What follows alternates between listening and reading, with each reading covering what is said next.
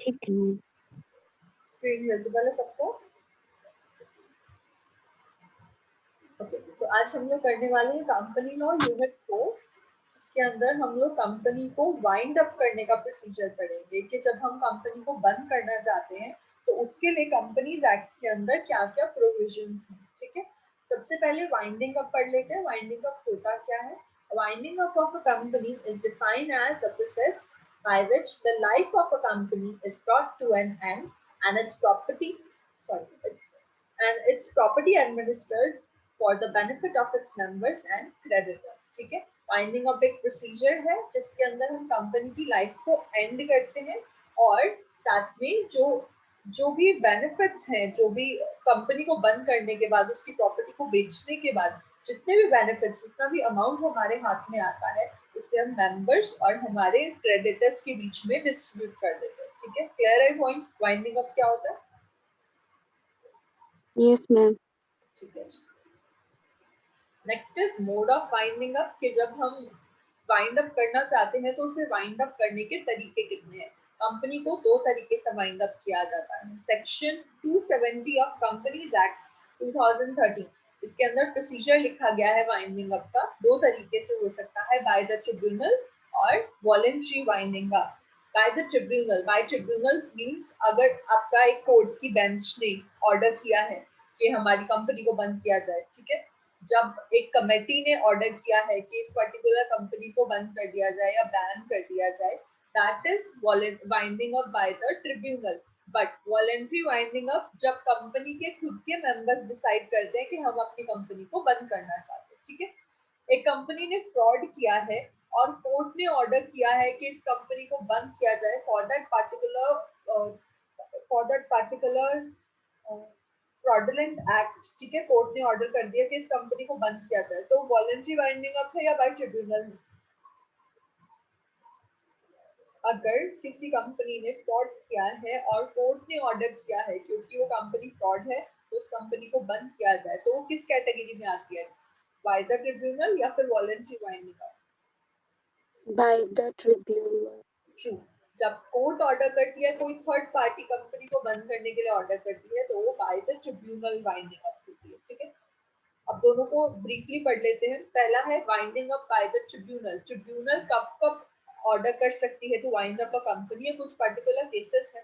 पहला, when the company is unable to pay its debt, जब कंपनी अपने कर्जे को पे बैक करने में अनेबल हो, कंपनी जो अपना कर्जा है उसे चुका नहीं पा रही है, तो उस केस में ट्रिब्यूनल जो है ऑर्डर करती है to wind up a company. ठीक है, second, if the company has by special resolution resolve that the company be wound up by the tribunal, जब जो ट्रिब्यूनल है, सॉरी हाँ, जब ट्रिब्यूनल एक स्पेशल रेजोल्यूशन पास कर देती है, पांच बड़े बड़े जो जज हैं उन्होंने इकट्ठे बैठ के डिसीजन लिया कि पर्टिकुलर कंपनी अच्छी नहीं है, इसे वाइंड अप करना चाहिए, तो उस केस में ट्रिब्यूनल की साइड से वाउंड अप हो जाता है।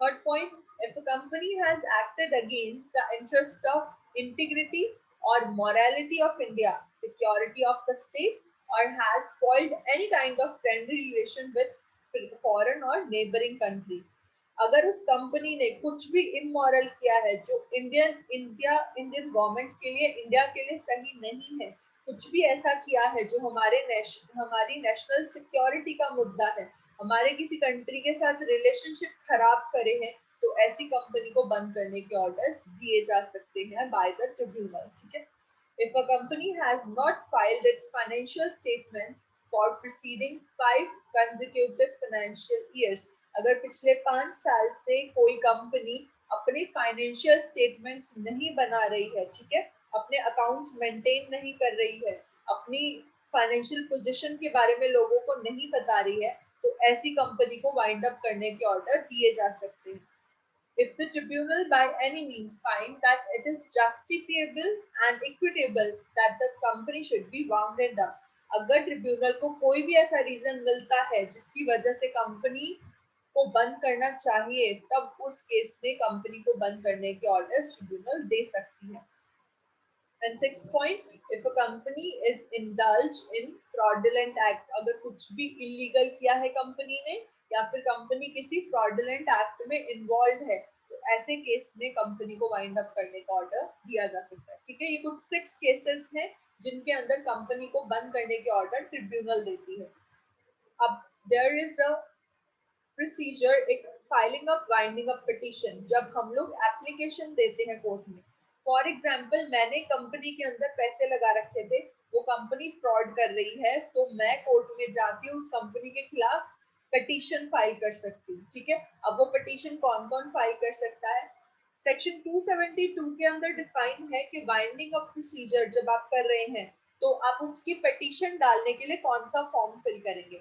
सेक्शन 272 में 3 फॉर्म दिए हुए हैं जो बेसिकली बाइंडिंग ऑफ प्रोसीजर के लिए होते हैं। ओके, इन तीनों में से जो भी आपकी कंपनी के लिए सुटेबल होगा आपको फॉर्म फिल करना होता है और आगे कोर्ट में सेंड करना होता है। ठीक है, अब ये पिटीशन फाइल कौन कौन कर सकता है? कंपनी खुद ये पिटीशन डाल सकती है, या तो उसके क्रेडिटर्स जो भी कर्जदार है उसके वो पिटीशन डाल सकते हैं। कोई भी कॉन्ट्रीब्यूटरी है, अगर मैंने कंपनी में हिस्सेदारी ले रखी है तो मैं पिटीशन दे सकती हूँ। स्टेट गवर्नमेंट या सेंट्रल गवर्नमेंट पिटीशन दायर कर सकती है, या फिर एक पर्सन जो कि सेंट्रल गवर्नमेंट की साइड से ऑथराइज्ड है वो पर्सन भी इस पिटीशन को फाइल कर सकता है। ठीक है, अब बारी आती है वॉलेंट्री वाइंडिंग अप की। कंपनी को हम लोग वॉलेंट्रीली खुद भी बंद कर सकते हैं। ये डिसीजन कौन कौन ले सकता है? The company pass special resolution for the winding up of the company. अगर कंपनी के मेन मेंबर्स इकट्ठे बैठ के डिसाइड कर लेते हैं कि अब हमें कंपनी को बंद करना है, तो फिर वो कंपनी बंद कर दी जाती है। ठीक है, a company in its general meeting passes a resolution for winding up as a result of expiry of period। अगर मैंने कंपनी जो है वो 10 साल के लिए शुरू की थी और अपने आर्टिकल ऑफ एसोसिएशन में ये चीज लिखी थी कि मैं 10 साल तक ये कंपनी चलाऊंगी, तो 10 साल के बाद मुझे वॉलंटरीली उस कंपनी को बंद करना पड़ेगा। ठीक है, यहाँ तक जो कराया वो क्लियर है? Yes, ma'am. अब बारी आती है procedure for voluntary winding up. अगर आप वॉलंटरीली बंद करना चाहते हो तो उसका प्रोसीजर क्या है? स्टेप 1, सबसे पहले तो बोर्ड ऑफ डायरेक्टर्स की मीटिंग रखी जाती है। ठीक है, जो मेन मैनेजमेंट अथॉरिटी है हमारी कंपनी के, उनकी मीटिंग रखी जाती है। कम से कम 2 डायरेक्टर्स तो मीटिंग में होने ही चाहिए। ठीक है, उसमें सब कुछ डिस्कस किया जाता है। सेकेंड स्टेप है issue notice in writing for calling a general meeting. जब बोर्ड ऑफ डायरेक्टर्स की मीटिंग खत्म हो जाती है तो उसके बाद फिर एक जनरल मीटिंग बुलाई जाती है जिसमें बोर्ड ऑफ डायरेक्टर्स, कंपनी के मेंबर्स, क्रेडिटर्स सब इन्वॉल्व होते हैं, शेयर होल्डर्स भी आते हैं। ठीक है, नेक्स्ट इज जनरल मीटिंग में जो भी डिसीजन हुआ उस बेसिस पे हम लोग डिसाइड करते हैं कि कंपनी बंद होगी या नहीं होगी। अगर जो जनरल मीटिंग चल रही है मेजॉरिटी ऑफ लोगों ने कह दिया कि वो कंपनी को बंद करना चाहिए, तो उस केस में कंपनी को वाइंड अप करना पड़ेगा। ठीक है, और जनरल मीटिंग के होने के 10 दिन के अंदर अंदर हमें अपना लिक्विडेटर अपॉइंट करना पड़ेगा। लिक्विडेटर इज द पर्सन जो भी हमारे अकाउंट्स को देखता है एट द एंड, फाइनली हमें बताता है कि हमारे पास इतने पैसे बचे हैं, हम इतने इतने पैसे को कहाँ कहाँ पे लगा सकते हैं। That is a liquidator. General meeting के 10 दिन के अंदर वो लिक्विडेटर अपॉइंट किया जाता है। फिर वो लिक्विडेटर हमें पूरी फाइल प्रिपेयर करके देता है और उसकी फाइल के बेसिस के ऊपर हम लोग कंपनी को वाइंड अप करते हैं। लास्ट स्टेप होगा जब हम लोग सारे के सारे जितने भी हमारी कंपनी के इश्यूज हैं उनको सॉर्ट आउट करके कंपनी को फाइनली बंद कर दें। ठीक है, क्लियर है यहाँ तक? Yes, ma'am.